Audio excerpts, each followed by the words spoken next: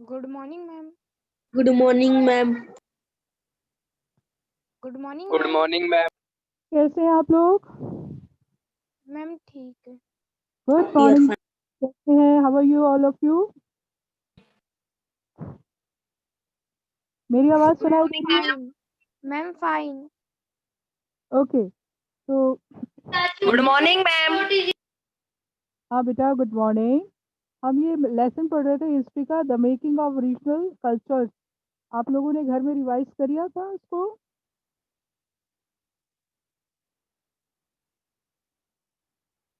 आप लोगों ने कल इसको रीडिंग करा था? मैंने आपको लेसन भेजा था कल ग्रुप में, जिन बच्चों के पास बुक नहीं है ताकि वो ग्रुप में पढ़ सके। हेलो, मेरी आवाज़ क्लियर सुनाई दे रही है? यस और नो कुछ तो बोलो बच्चों। नहीं किया कोई बात नहीं, आज पढ़ लेना। हेलो,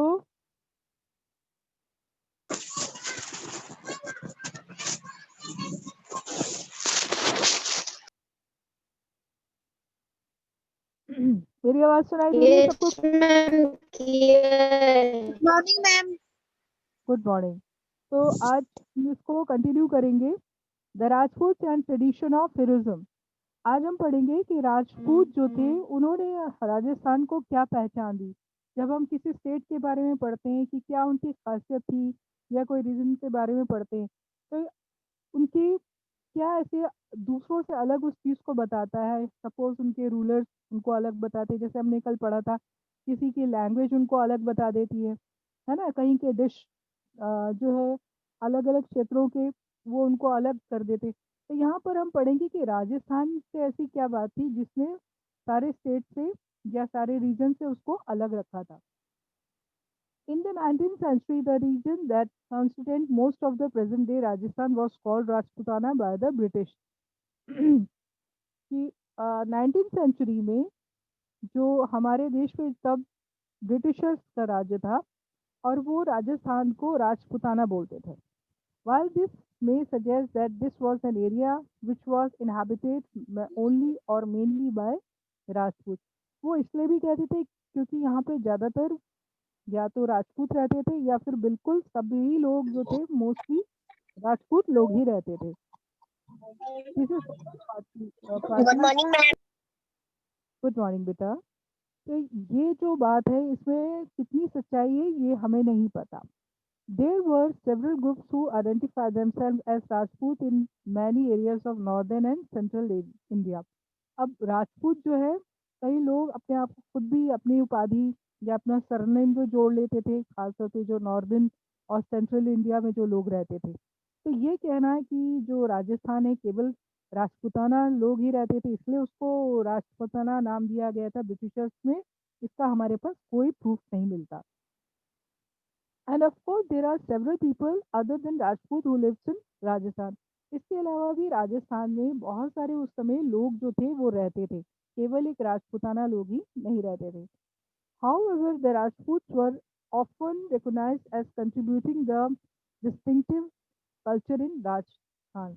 हालांकि राजपूत जो लोग थे उनकी जो संस्कृति थी, उनकी पहचान से राजस्थान का एक अलग मुकाम मिला या उनकी ऊंचाई मिली, यानी राजस्थान की एक पहचान मिली।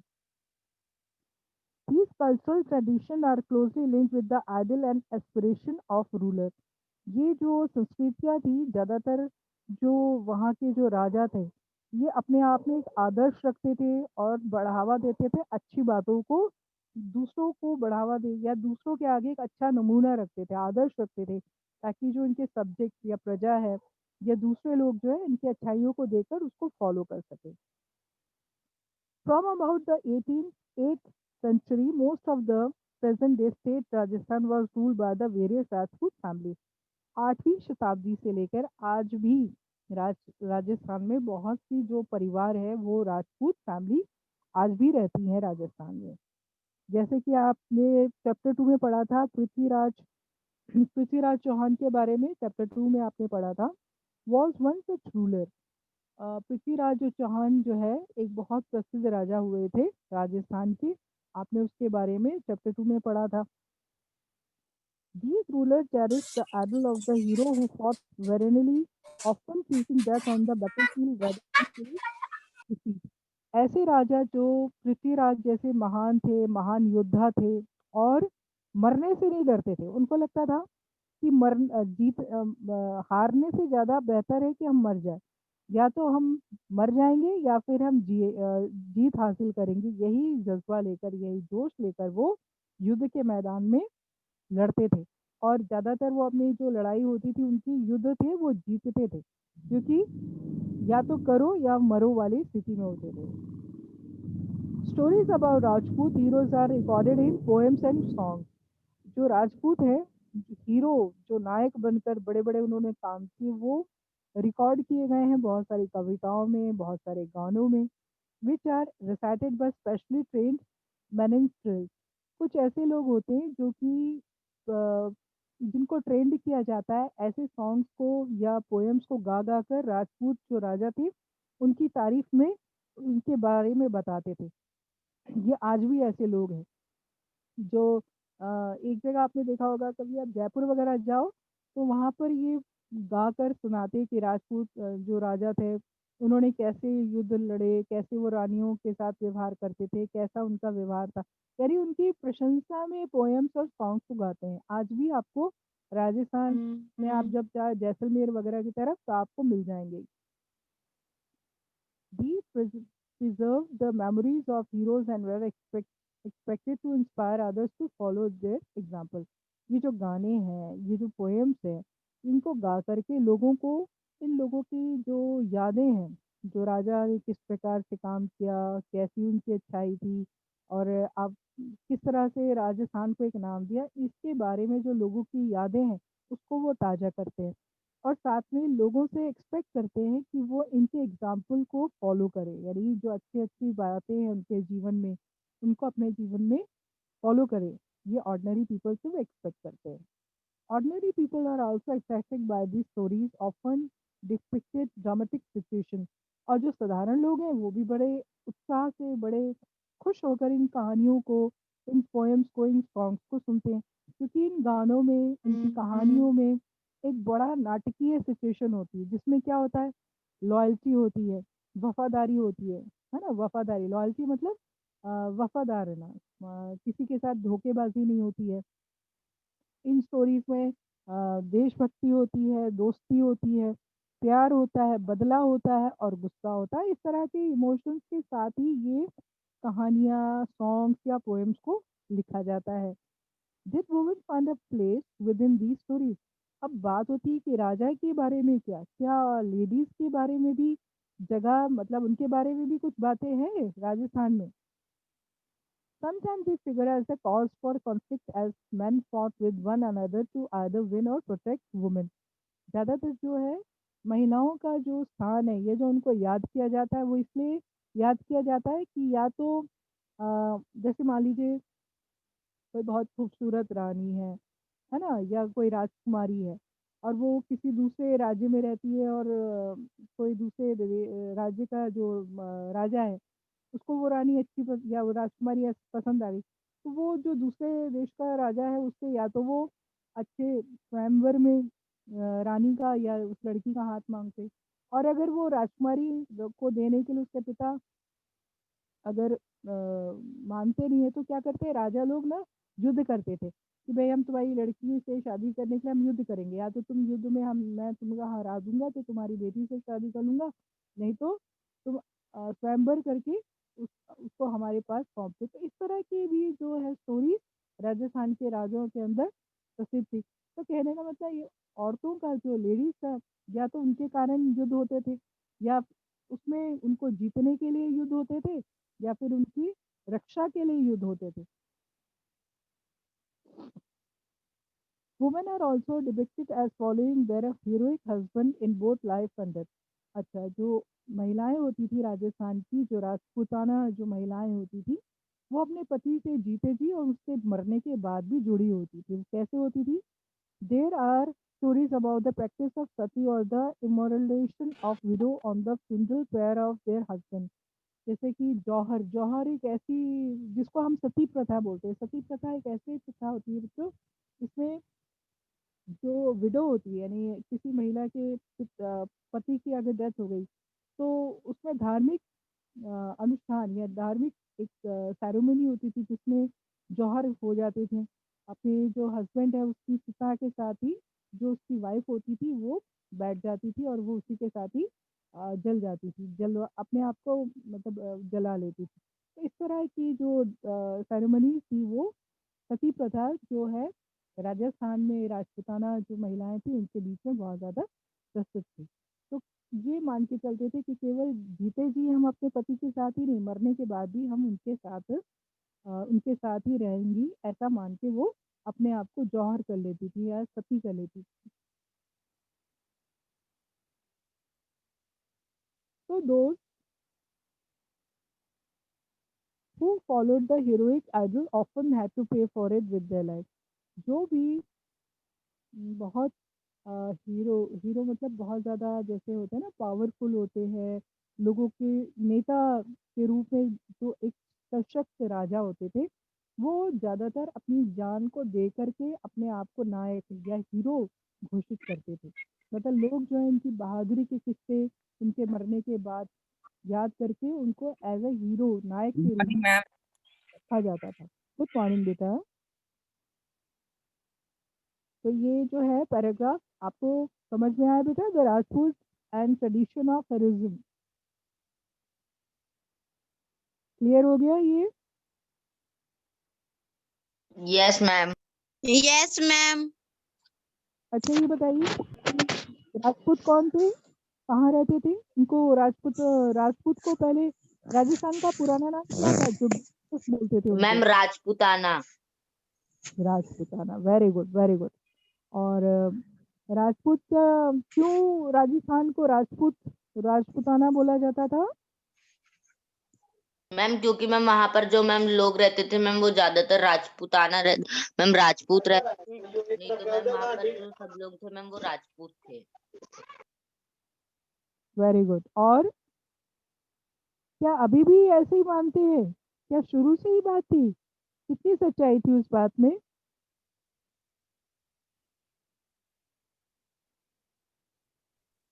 मैम वहां राजपूत पे बस मैम कुछ ही लोग मैम वहां पे बस थोड़े थोड़े ही लोग राजपूत हैं। मैम बाकी के मैम मैम अदर रिलीजियन के भी लोग रहते हैं। मैम बाकी ने राम टाइटल अपना लगा लिया है राजपूत का।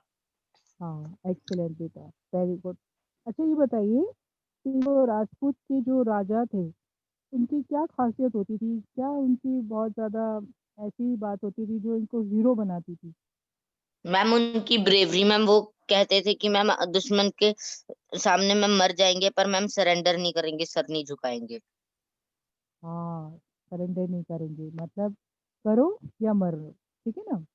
तो अच्छा ये बताइए जो उनके जो हीरोज़ की जो रिकॉर्डेड होते थे उनको कौन लोग गाते थे? क्या उनके बारे में आज भी हम उनके बारे में सुनते, तो कौन से ऐसे लोग हैं जो उनके पोएम्स और सॉन्ग्स को सुनाते हैं? मैम मैम कुछ कुछ स्पेशल ट्रेन लोग होते हैं जो उनके लिए मैम ये पोएम्स गाते हैं। हाँ जी, अच्छा, ठीक है। तो वही क्यों क्यों उनका कारण होता है, क्या बताने की कोशिश करते हैं?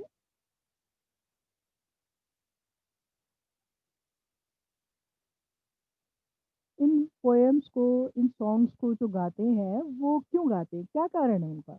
भई अभी तो राजा भी नहीं रहते, मैम वो उनके ना मैम ब्रेवरी को बताते हैं। ब्रेवरी को बताते हैं, एक्सीलेंट। अच्छा, और उनकी इस पोएम में, गाने में क्या-क्या चीज़ें होती हैं? कौन-कौन से इमोशंस होते हैं?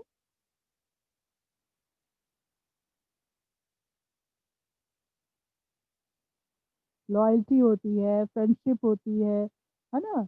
और एंगर होते हैं, मतलब जो हमारे जीवन में साधारण जो हमारे अंदर भावनाएँ होती हैं, उन्हीं भावनाओं के साथ ही उन गानों को और पोएम्स को बनाया जाता है। अच्छा ये बताइए कि क्या लेडीज़ के बारे में भी ऐसा होता था? वुमेन भी कुछ स्टोरीज़ में कुछ जगह रखती थी? Yes ma'am. अच्छा, तो लेडीज़ का क्या रोल हुआ करता था? मैम मैम लेडी मैम या फिर मैम उन्हें जीतने के लिए मैम मैम युद्ध मैम जंग होते थे या फिर मैम मैम उनके प्रोटेक्शन के लिए। प्रोटेक्शन के लिए। Very nice, very nice. और क्या करती थी लेडीज, क्यों ज्यादा फेमस थी राजस्थान की राजपूताना? और क्या करती थी बेटा? मैम वो अपने हस्बैंड के हीरो हीरो मैम लाइफ में भी साथ देती थी और मैम डेथ पे भी। Very nice, good, excellent. सिर्फ एक ही बच्चा पढ़ रहा है क्या? बाकी बच्चे लोग क्यों नहीं आंसर देते हो बेटा? नाइस। तो मतलब एक आपको पैराग्राफ क्लियर हो गया। अभी हम पढ़ेंगे beyond regional frontier the story of Kathak. अभी तक हमने पढ़ा था, युद्ध के बारे में पढ़ा, लैंग्वेज के बारे में पढ़ा था। अब हम पढ़ेंगे कि एक ऐसा नाच, मतलब डांस भी है जिसने एक अपनी अलग पहचान दी, और उसके कारण से उस रीजन या क्षेत्र के वो जो है इम्पोर्टेंस बढ़ गई। तो वो ऐसा कौन सा डांस था? वो था कथक। कथक आज भी लोग सीखते हैं। कभी देखा, आपने सुना है कथक? Yes, ma'am. अच्छा, आपको पता है तो अगर हम बॉलीवुड की एक हीरोइन है माधुरी दीक्षित, माधुरी दीक्षित नाम सुना है? माधुरी दीक्षित नाम सुना Yes, है? ma'am. Yes ma'am. Yes, ma'am. कि मतलब अपनी एक्टिंग करती, लेकिन बहुत पहले जब वो एक्टिंग करती थी तो वो बहुत अच्छा जो है एक कथक डांस, कथक की बहुत ही अच्छी ट्रेन डांसर है हीरोइन। तो क्या ऐसी विशेष बात है इस डांस में जो इसको दूसरे डांस अलग करता है? पड़ेंगे। This heroic tradition can be found in different regions in different forms. The same is true of dance. अगर हम ये बोले कि हर जगह की अलग-अलग कहानी होती है, चाहे वो युद्ध की हो, चाहे वो एडमिनिस्ट्रेशन की हो या रूलर की, तो कहीं न कहीं कोई क्षेत्र ऐसे हैं जो युद्ध के अलावा डांस में भी दूसरे को अपने आप को एक इम्पोर्टेंस रखते हैं। उनकी एक जो डांस है या जो नृत्य है, वो उनकी पहचान दिलाती है। तो let us look at the history of one dance form. यहाँ पर हमें एक नृत्य, एक डांस के इतिहास के बारे में पढ़ेंगे जिसका नाम है Kathak. Kathak now association with several part of North India. आज जो कथक जो है ज़्यादातर उत्तरी भारत, हमारे नॉर्थ इंडिया की तरफ ज़्यादा इसको किया जाता है। The term Kathak is derived from कथा। और ये जो कथा, कथक जो वर्ड है ये एक्चुअली लिया गया है कथा, a word used in Sanskrit and other language for story। Kathak का मतलब होता है कथा। कथा जो वर्ड है वो संस्कृत से लिया गया है, और संस्कृत में कथा का मतलब होता है स्टोरी, कहानी। The Kathaks are originally a caste of story teller in temple of North India.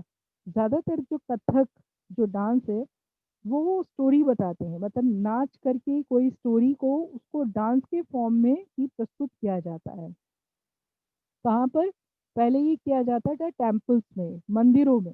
जैसे कि मान लीजिए राधा कृष्ण का कोई एक छोटी-सा कोई फॉर्म ले लिया, तो कोई एक ही व्यक्ति जो है वो कृष्ण बनकर भी डांस ही कर रहा है, दूसरा जो राधा उसके भी हाव-भाव अपने दिखा रहा है। तो एक ही पूरी कहानी वो एक नृत्य में, कथक में ही वो बताई जाती थी। कहाँ पर? मंदिरों में। who embellished their performance with the gesture and song। ज़्यादातर ये जो टेम्पल्स में नॉर्थ इंडिया पे उनको परफॉर्म किया जाता था गा करके, और अलग-अलग हाव-भाव जो भाव की देखा होगा आपने डांस में, फेस के जो इम्प्रेशंस होते हैं उसके द्वारा इस कथा को बताया जाता था। Kathak began evolving into a distinct mode of dance in the 15th and 16th century with the spread of Bhakti movement।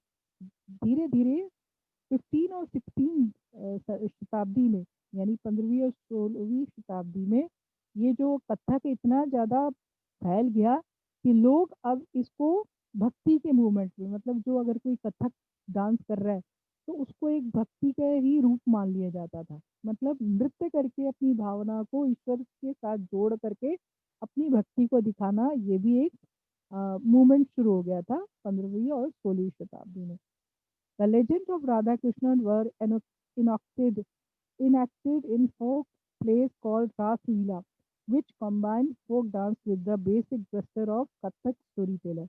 ज़्यादातर जो डांस होते थे वो राधा कृष्ण को उसके मान करके उनकी कथाओं को रास लीला, जो है रास लीला मतलब जो राधा कृष्ण के जो डायलॉग्स थे और जो उनके साथ जो कृष्ण और लीला कृष्ण और जो राधा है उनके प्रेम की यानी उनकी लव स्टोरी को रासलीला के नाम से वो गाते थे और उसी के अनुसार वो एक्ट भी करके उसको बताते थे जो कथक के स्टोरी टेलर्स होते थे। अब यहाँ पे हम पढ़ेंगे कि जो मुगल एम्परर है under the Mughal emperor and their nobles Kathak was perform in the court. जो मुगल एम्परर यानी जो हमारे मुगल के बहुत सारे रूलर्स थे जैसे अकबर हो गया, हुमायूं, शाहजहां, वो अपने कोर्ट में यानी अपने दरबार में कथक डांस को परफॉर्म करवाते थे। मतलब इतना पसंद आता था उनको और वो इन लोगों को बोलते थे कि आओ और यहाँ पे परफॉर्म करो, इतना ज़्यादा प्रसिद्ध था Kathak. Where it accurate its present feature and develop into a form of dance with a distinct style। और फिर ये उनकी एक पहचान होगी और धीरे धीरे जो है ये मुगलों से और दूसरी जगहों पर भी लोग इसकी तरफ ज़्यादा सीखने के लिए इंस्पायर हो गए।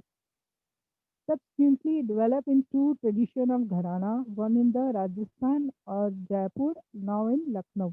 और इस तरह से जो है कथक को सिखाने के लिए दो घराने यानी दो स्टेट बहुत ज़्यादा प्रसिद्ध हो गए जिसमें राजस्थान जयपुर के जो लोग थे वो कथक बहुत ज़्यादा सिखाते थे। दूसरा लखनऊ है वहाँ के लोग जो है कथक को बहुत ज़्यादा स्प्रेड यानी प्रचार करने में सिखाने में लोग इंटरेस्टेड होते थे वहाँ पे। Under the patronage of Wajid Ali Shah, the last Nawab of Awadh, it grew into a major art form।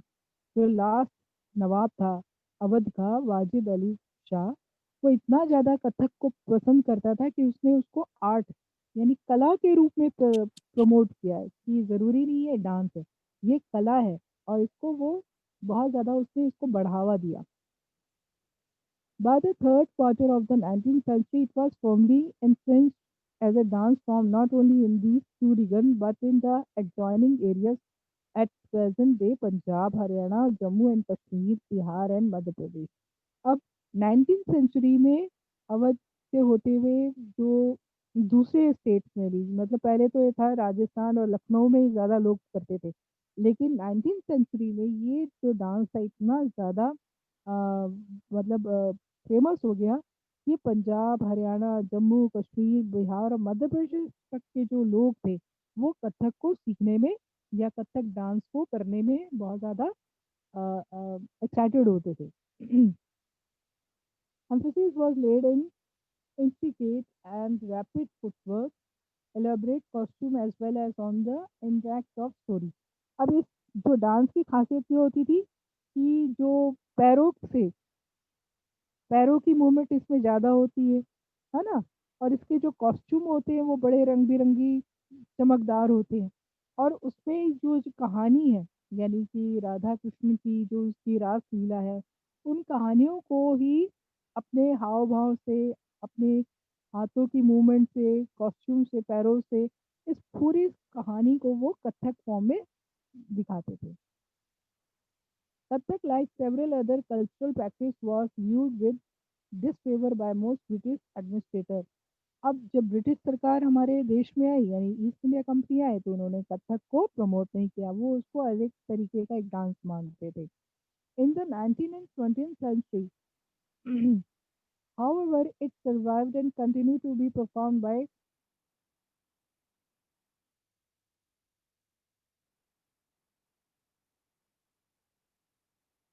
Ma'am आपकी वॉइस नहीं आ Pakistan and was recognized as one of the six। हालांकि जो Britishers जो थे वो इस dance को मतलब बढ़ावा देने में इंटरेस्टेड नहीं थे तो लेकिन 19 to 20 सेंचुरी में ये डांस जो था वो इतना ज़्यादा क्लासिकल मतलब बढ़ गया, लोगों ने इसको परफॉर्म या सीखने में इंटरेस्टेड हुए कि आज हमारे देश में आज़ादी के बाद इसको एज ए शास्त्रीय ऐसा नृत्य होता है जिसको पूरी तरह से शास्त्रों के अनुसार पूरे जो रूल्स एंड रेगुलेशन के साथ इस डांस को सिखाया जाता है। तो 6 हमारे जो क्लासिकल डांस है उसमें कथक भी जो है एक शास्त्रीय जो है डांस के रूप में उसको जाना गया है। अब यहाँ पर देखो क्लासिकल डांसेस तो हमारे यहाँ देश में कौन-कौन से क्लासिकल डांसेस हैं जैसे कि भरतनाट्यम है जो तमिलनाडु का डांस है भरतनाट्यम, ये हमारे देश में एक शास्त्रीय नृत्य कहलाता है। फिर है केरला का कथकली। कथकली जो है हमारे देश में वो भी एक क्लासिकल डांस माना जाता है। फिर उड़ीसा का ओडिसी डांस है। फिर आंध्र प्रदेश की कच्चीपुड़ी, मणिपुर का मणिपुरी डांस। तो इस प्रकार से और कथक, ये इस 6 जो डांस है हमारे देश के, इनको जो है क्लासिकल डांस मान करके इंडिपेंडेंस में घोषणा की गई। ये क्लियर हो गया? आप लोगों को समझ में आया? मैम ये वाला पैराग्राफ एक और बार समझा दीजिए। कौन सा बेटा? मैम यही वाला। अच्छा, ये क्लासिकल डांस है। Yes ma'am. कोई इतना कोई खास बात नहीं है। इस पूरे पैराग्राफ में ये बताया गया है कि तमिलनाडु में भरतनाट्यम की, देखो पहले हमारे देश में क्या थे, जब हम गुलाम थे तो ईस्ट इंडिया कंपनी ने कथक डांस को प्रमोट नहीं किया। वो बिल्कुल भी इसको ऐसा डांस मानती थी जैसे कि जो वेश्याएं होती है ना। और इस तरह से उनको लगता था ये जो डांस है ये सही नहीं है। उसको फ़ेवर में नहीं थे, उसको आगे बढ़ाने में।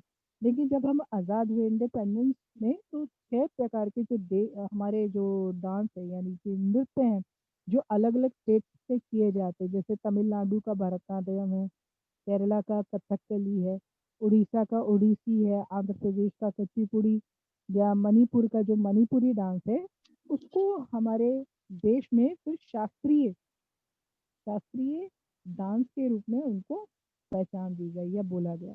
तो ये जो शास्त्रीय क्लासिकल जो डांस होते हैं, ये बहुत ही शास्त्रों के अनुसार इनको सिखाया जाता है और बहुत ही लगन और बहुत मेहनत करनी पड़ती है। ये साधारण जैसे हिप हॉप है या जो दूसरे भांगड़ा वगैरह इजी स्टेप्स नहीं होते। इनके जो स्टेप्स होते हैं, प्रॉपर इनकी कॉस्ट्यूम होती है, प्रॉपर इनके जो ड्रम्स होते हैं, जो तबले होते हैं, जिसके साथ इनको किया जाता है, प्रॉपर उसी में ही डांस किया जाता है। हर एक बैंड के साथ इन डांसेस को नहीं किया जाता। इसीलिए इन डांसेस को क्लासिकल डांस बोला गया है। ठीक है? ये समझ में आ गया बेटा? Yes ma'am. Yes, ma'am.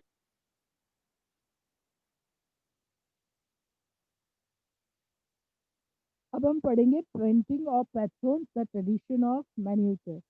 अब किसी-किसी जगह पर उनकी पेंटिंग्स मतलब जो हम लोग पेंटिंग करते हैं, चित्रकला बनाते हैं, तो कई-कई क्षेत्रों की उनकी जो पेंटिंग्स होती हैं, वो इतनी अच्छी होती है कि उसके नाम लेने से ही उस जगह के बारे में हम जान जाते हैं। तो यहाँ पर कुछ ऐसी पेंटिंग्स थी, जिन्होंने अपनी पहचान बनाई और उन जगह, उन क्षेत्रों को इम्पोर्टेंट बनाया। Another tradition that developed in different ways was that of miniature painting.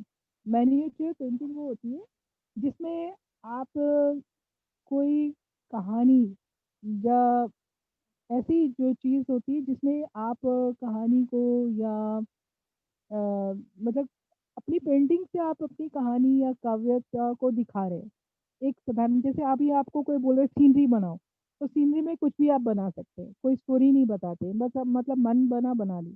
लेकिन मैनीक्योर जो पेंटिंग्स होती है वो ज़्यादातर ऐसी होती है जो किसी स्टोरी को बता रहे हैं या कोई पोएम को प्रमोट कर रहे हैं।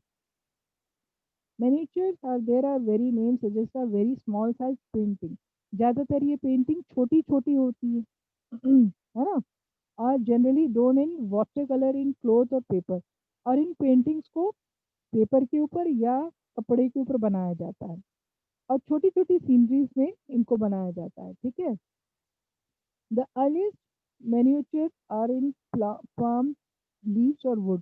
पहले ये जो पेंटिंग बनाई जाती थी पाम के पत्तों पर, अ, खजूर की जो डालियाँ होती है, पाम लीव्स मतलब खजूर की बड़ी-बड़ी पत्तियाँ जो होती है, उसके ऊपर बनाया जाता था या फिर लकड़ी के ऊपर इस पेंटिंग को बनाया जाता था। Some of the most beautiful of these found in western India. आज भी वेस्टर्न साइड में, जैसे आपका गुजरात वगैरह हो गए, तो वहाँ पर इन पेंटिंग्स को अभी भी बनाया जाता है।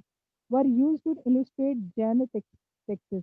और ज़्यादातर ये जो पेंटिंग्स होती थी जैन, यानी जैन धर्म से रिलेटेड जो होती थी, उनकी स्टोरीज को या उनसे लिखी हुई बातों को दिखाती थी। The Mughal emperor Akbar, Jahangir and Shahjahan patronized highly skilled painters who primarily illustrated manuscript containing historic account and poetry. Mughal जो बादशाह हुए थे अकबर, जहांगीर और शाहजहां, ये इतने ज़्यादा पेंटिंग या पेंटर्स इनकी पेंटिंग्स में दिलचस्पी थी कि ये जो अच्छे-अच्छे पेंटिंग कलाकार बनाने वाले होते थे, जो चित्रकला बनाते थे, पेंटिंग करते थे, उनको ये क्या करते थे, हायर कर लेते। हायर मतलब उनको अपने दरबार में रखते थे और उनके पोएट्री या कुछ भी ऐसी जो उनको लगता था, उनसे वो चित्र बनवाते थे। These were generally painted in brilliant color and portrait throughout scene. ज़्यादातर इनकी जो पेंटिंग होती थी, वो चमकदार कलर्स में बनाते थे और ये अपने जो भी इनके जैसे देखो यहाँ पर सीन है, Akbar resting during a Hunt Mughal minister. यहाँ पर जो अकबर है ना? वो आराम कर रहा है, एक पेंटिंग में दिखा रहे हैं कि अकबर जो है, वो शिकार करने के बाद आराम कर रहे हैं। उसके देखो हाथी यहाँ दिख रहे हैं, हाथी पे चढ़े हुए देखो लोग हैं। फिर कुछ लोग जो खड़े हुए हैं, बातचीत कर रहे हैं, जो उनके सैनिक वगैरह हैं, कुछ बैठे हुए हैं, है ना? कुछ घोड़ों पे है, साथ में छोटा-सा पेड़ वगैरह जंगल का ये कुछ एरिया सा दिखा रहा है। तो इस तरह से जो पेंटिंग है, वो सीन को करवा करके जो उसका थीम होता था, वो दिखाने की कोशिश करते थे। तो जो अकबर और जहांगीर तो शाहजहाँ ये ज़्यादातर जो पेंटिंग्स इनकी जो बनती थी वो कोर्ट के सीन को दिखाती थी या फिर scenes of battle of hunting या फिर शिकार का कोई सीन को पेंटिंग करके दिखाते थे और other aspects of social life या फिर जैसे तीज त्योहार में कोई त्योहार मनाते हुए दिखाते थे, है ना? तो इस तरह से सोशल लाइफ को भी दिखाते हुए पेंटिंग बनाते थे। They are often exchanged as gifts and are viewed only by an exclusive few, an emperor and his close associates. ये जो चित्रकला थी, जो पेंटिंग्स होती थी, जनसाधारण लोग नहीं देख सकते थे। इसको केवल वही लोग देख सकते थे जो राजा या फिर उसके जो बड़े निकट जो खास लोग होते थे, उन्हीं लोगों को ये पेंटिंग दिखाई जाती थी। With the decline of the Mughal Empire, many painters moved out in the courts and the emerging regional states. जब मुगल एम्पायर यानी जो मुगल जो एम्पायर था वो ख़त्म होने लगा, तब बहुत सारे जो चित्रकला के जो चित्रकार थे, वो इन राज्यों को छोड़कर दूसरे स्टेट में चले गए, दूसरे जगहों पे चले गए। As a result, Mughal artistic taste influenced the regional courts of the Deccan and the Rajput courts of Rajasthan. जब मुगल की तरफ से इनको बढ़ावा देना बंद हो गया, तो जो यहाँ के जो चित्रकार थे वो दक्कन की तरफ चले गए या राजस्थान की तरफ चले गए और राजस्थान में जो राजपूत राजा थे उनके पास उन्होंने शरण ली। At the same time they retain and develop their respective characteristics। वहाँ पर भी उन्होंने उन राजाओं की जो पोर्ट्रेट्स बनाए, उनके कोर्ट के सीन बनाए, उनके बारे में जो भी वो राजा बोलते थे, राजपूत राजा या दक्कन के राजा जो भी उनसे फरमाइश करते थे, ये चित्रकार वहाँ पर उन्हीं पेंटिंग्स को बताते थे और इस तरह से उन्होंने प्रमोट किया। Patristic of portraits of ruler and court scenes came to be painted. यहाँ पर भी जो पोर्ट्रेट्स होते थे, पोर्ट्रेट मतलब किसी राजा की पूरा एक खड़ा या बैठा उसको दिखाना या फिर कोर्ट के सीन को पेंट करते थे, जैसे कि वो मुगल के समय में करते थे। Besides, scenes from the mythology and poetry were depicted in centers such as Mewar, Jodhpur, Bundi, Kota and Kishangarh. या फिर ऐसा होता था धार्मिक पुस्तक में से रामायण है, महाभारत का कोई एक कोटेशन ले लिया, उसके थीम पर जैसे महाभारत का युद्ध हो रहा है, तो युद्ध में कौरव और पांडवों को दिखा दिया, उससे रिलेटेड कोई धार्मिक ग्रंथ में से या फिर जैसे कृष्ण और अर्जुन का कोई चित्र दिखा दिया जिसमें वो सारथी बने हैं। तो धार्मिक पुस्तकों से भी कुछ-कुछ पोर्शन को लेकर उसको चित्र के रूप में ये पेंटर्स बनाते थे। और ये जो इस तरह की पेंटिंग ज़्यादातर मेवाड़, जोधपुर, बूंदी, कोटा, किशनगढ़ में ये केंद्र थे। लोग यहाँ पर देख सकते थे ये। Another region that attracted miniature painting was the Himalayan foothills around the modern day state of Himachal. इसके अलावा जो ये पेंटिंग थी हिमाचल प्रदेश के में भी बहुत ज़्यादा प्रसिद्ध थी। ठीक है। By the late 17th century, this region had developed a bold and intense style of miniature painting called बालोसोली। बासोहली बासोहली एक पेंटिंग हुआ करती थी जो कि 17th सेंचुरी में हिमाचल प्रदेश में बहुत ज़्यादा प्रसिद्ध थी। यानी अगर बासोहली पेंटिंग का कोई नाम लेता था तो तुरंत सब जान जाते थे कि ये हिमाचल प्रदेश की पेंटिंग है, क्योंकि हिमाचल प्रदेश में इस पेंटिंग को बहुत ज़्यादा प्रमोट किया जाता था। The most popular text to be painted here are Bhanu Datta, Rasamanjari. जो सबसे ज़्यादा प्रसिद्ध जो पेंटिंग है या जो हमें मिलता है वो भानु दत्ता की रास्तामंजरी है। फिर है Nadir Shah invents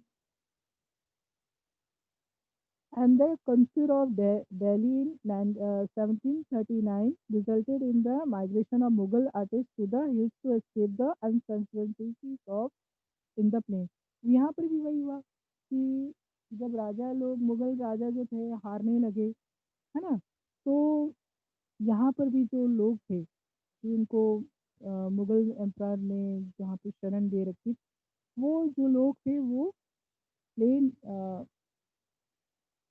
hills to escape the पहाड़ों की तरफ चले गए।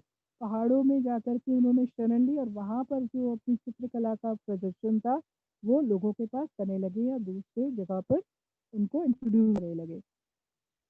दे found ready pattern they had to be found Kangra school of painting. यहाँ पर हम कांगड़ा कांगड़ा जो है वो हिमाचल प्रदेश का है, उसके स्कूल में हमें यहाँ पे पेंटिंग देखने को पैटर्न जो है हम देख सकते हैं।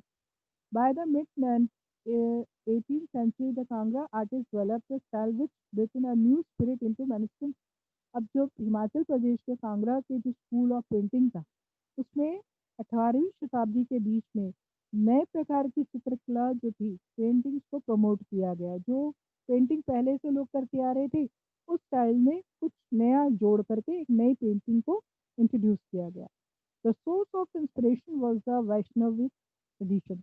ज़्यादातर वैष्णव यानी वैष्णविक जो ट्रेडिशन था उसको प्रमोट यहाँ पे किया जाता था। Soft colour including cool blues, green and lyric treatment of theme distinguish Kangra painting.